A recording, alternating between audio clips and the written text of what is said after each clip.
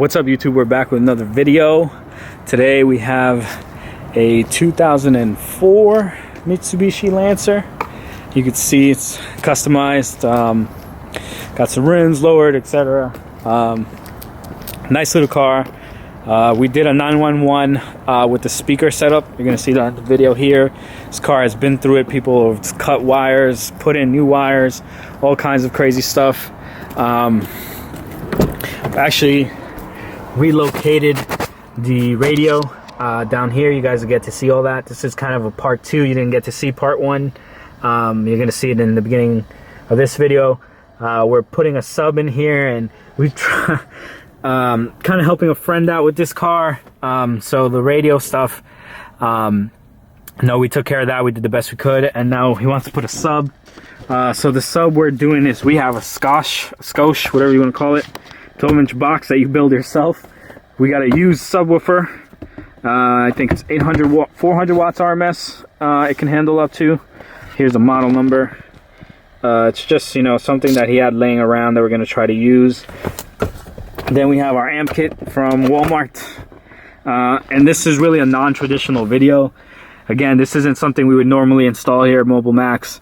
This isn't something we endorse. It's just he wants some bass in his car. The Pioneer deck with the factory, actually there's Pioneers in the doors, you'll get to see that too, and Infinity's in the back. But with those speakers, the car is really not sounding all that great. There's no bass, so he just wants a little bass. He's trying to gather his funds and take care of other parts of the car first. So while he does that, that's what we're doing. And I mean, honestly, for the $80 that we spent on this stuff, it's not bad. Again, it's an amp kit from Walmart. It has everything you need: power, ground, RCA's, a terminal, all the terminals. Used subwoofer that he just had laying around in another box, and then your build your own box sub setup. We'll see how it all sounds when we're done. And then to give you guys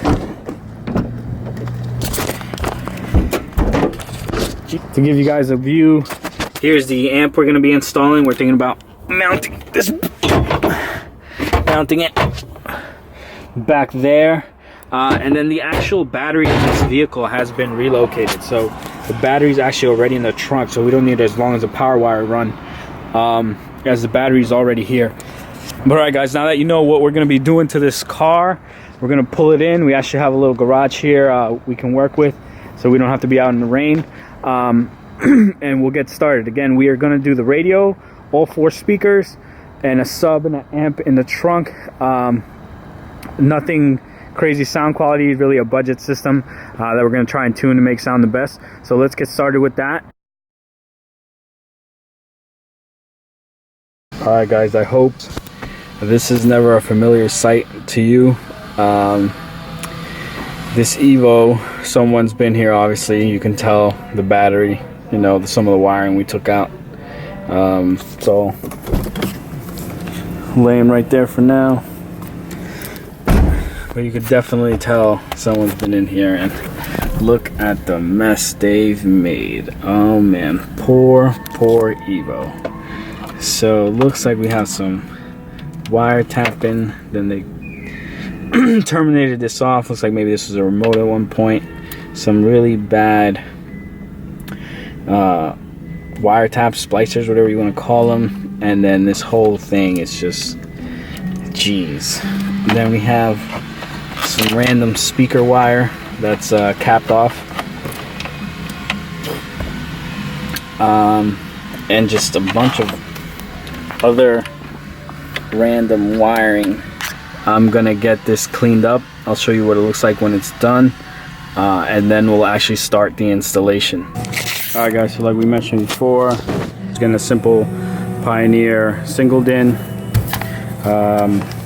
Nothing really special about it. It's an MVH291BT, and in order to interface with the factory plug, we have this universal plug that you can pick up at any automotive store. So we're going to prepare it, tie it into the Pioneer plug, and make a little harness. This has 3 different connectors for Suzuki, all different kinds of vehicles. Again, we're doing the Evo, so we're going to be using this side. We're going to unpin anything we don't need and make a nice solid harness. Alright guys, we cleaned the nightmare that was this, let me get this light, this harness.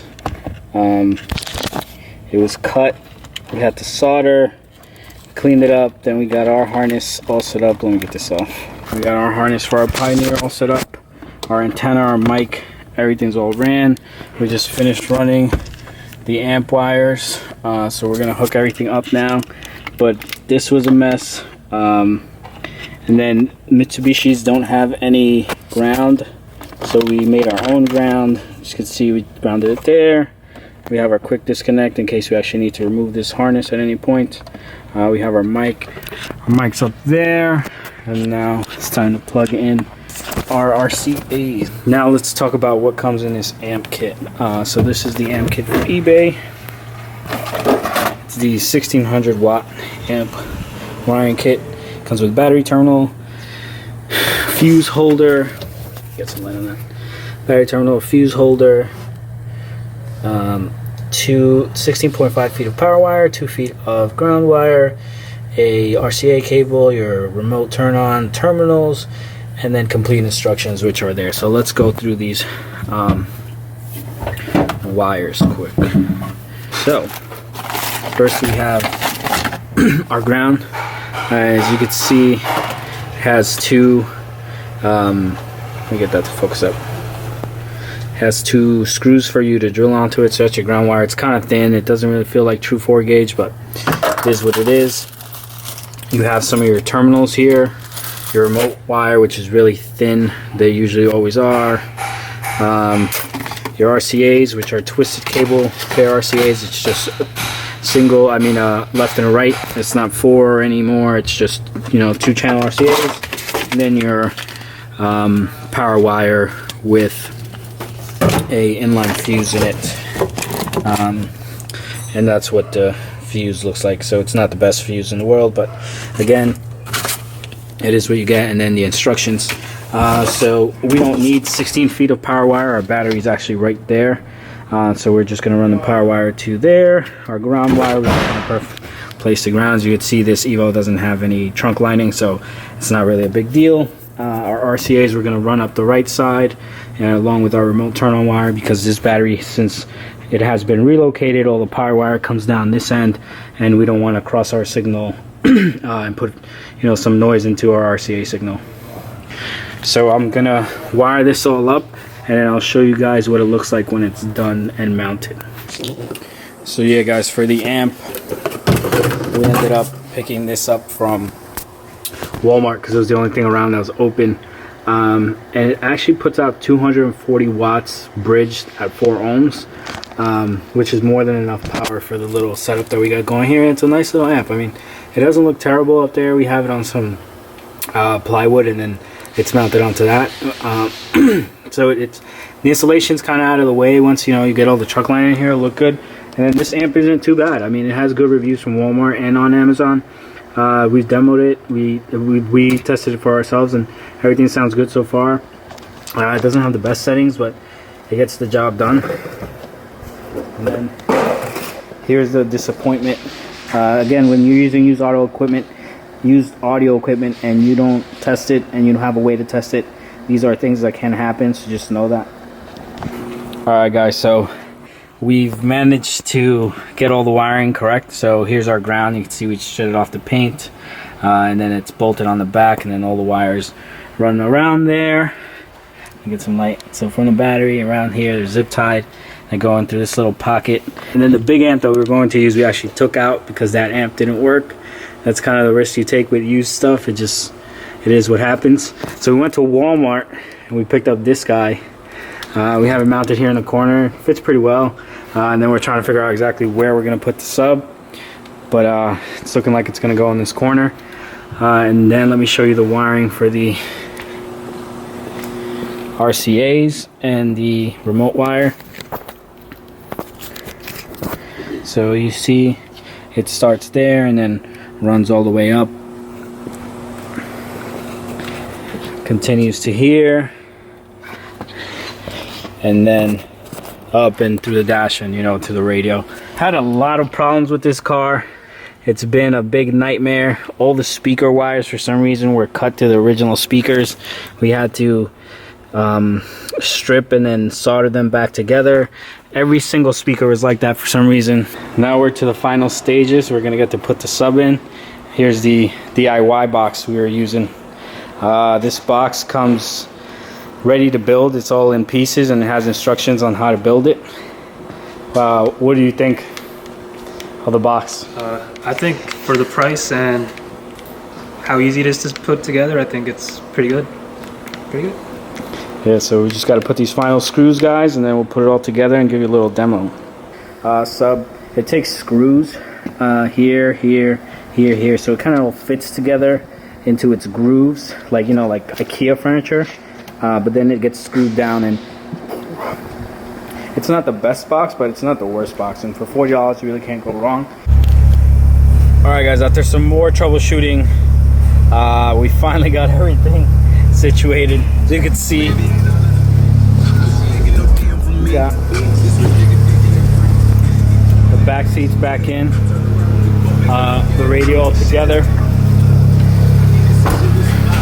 The problem turned out to be the Pioneer harness for this radio. One of the pins came loose, and that pin was for the speaker, the front left speaker. So the radio kept cutting out because it couldn't finish the circuit on that speaker. So to protect itself, it kept cutting out. So we were just like trying to figure out what it was. We finally figured out what it was. We're finally done. This car was just, it was a 911. It needed a lot of work. All the speakers needed to be redone. We needed soft speakers, put the sub in, figure out what was going on where. It was just a big project, but it's done. I hope you guys like it.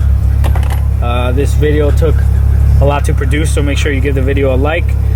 If you're interested in putting a sub or some speakers in your Evo, know that all the speakers are 6.5s. You will need some adapters so that they fit well, and you can either put a double din here or a single din like this because he has the gauges. So there's a lot of different options for you with this car. But yeah, guys, give the video a like and subscribe. And if you have any questions, feel free to comment down below, and enjoy the little demo that's coming up next.